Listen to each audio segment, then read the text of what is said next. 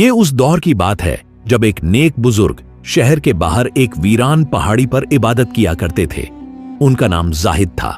जाहिद सारा दिन अल्लाह की याद में गुजारते और शाम को जो कुछ मिल जाता खाकर शुक्र अदा करते। एक दिन उनके दिल में एक अजीब सा सवाल आया। उन्होंने सोचा कि अल्लाह ताला इस वीरान जंगल और पहाड़ियों के बीच रहने वाली मखलूक को रिस्क कैसे पहुंचाता होगा। इसी सवाल का जवाब ढूंढने के लिए वो जंगल की गहराइयों में निकल पड़े। चलते चलते वो एक ऐसी जगह पहुंचे जहां एक बहुत पुराना और विशाल दरख्त था। उस दरख्त के नीचे उन्होंने एक मंजर देखा जिसने उनके होश उड़ा दिए। वहां एक बहुत बड़ा और खौफनाक सांप लेटा हुआ था, लेकिन अजीब बात यह थी कि वह सांप बिल्कुल हरकत नहीं कर रहा था।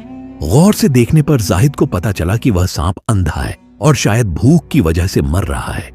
जाहिद के दिल में ख्याल आया कि ये अंधा सांप यहां अपनी मौत का इंतजार कर रहा है, इसे खाना कौन देगा। जाहिद वहीं एक झाड़ी के पीछे छुपकर बैठ गए और देखने लगे कि अब क्या होता है। कुछ ही देर बीती थी कि अचानक हवाओं में एक परिंदे के पंखों की आवाज सुनाई दी। उन्होंने देखा कि एक छोटा सा गौरैया जैसा परिंदा अपनी चोंच में गोश्त का एक टुकड़ा दबाए हुए उड़ता हुआ आया। वह परिंदा निडर होकर उस अंधे सांप के बिल्कुल पास जाकर बैठ गया। जाहिद की सांसें रुक गईं। उन्हें लगा कि सांप अभी उस परिंदे को निगल जाएगा, लेकिन जो हुआ वो किसी करिश्मे से कम नहीं था। जैसे ही परिंदा पास आया, अंधे सांप ने अपना मुंह खोल दिया। उस छोटे से परिंदे ने बड़े प्यार से गोश्त का टुकड़ा सांप के मुंह में डाल दिया। इतना ही नहीं, वह परिंदा दरख्त के पास वाले तालाब से अपनी चोंच में पानी भरकर लाया और सांप के मुंह में डाल दिया। सांप चुपचाप लेटा रहा और उस परिंदे ने उसे भरपेट खाना खिलाया। जब सांप का पेट भर गया तो परिंदा एक सुरीली आवाज निकालकर फिर से आसमान की तरफ उड़ गया। जाहिद की आंखों से आंसू बहने लगे।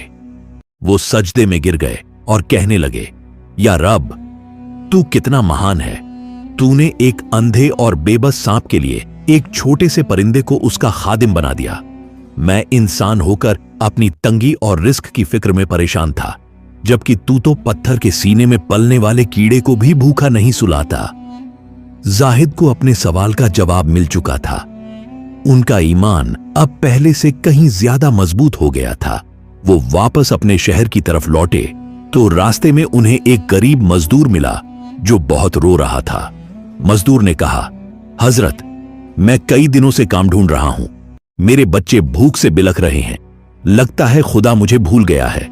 जाहिद ने उसका हाथ पकड़ा और उसे उस अंधे सांप का वाकया सुनाया। जाहिद ने कहा, मेरे भाई, जो खुदा एक अंधे सांप के पास परिंदे को भेज सकता है, क्या वो तुझे भूल जाएगा? बस थोड़ा और सब्र कर, तेरी आजमाइश खत्म होने वाली है।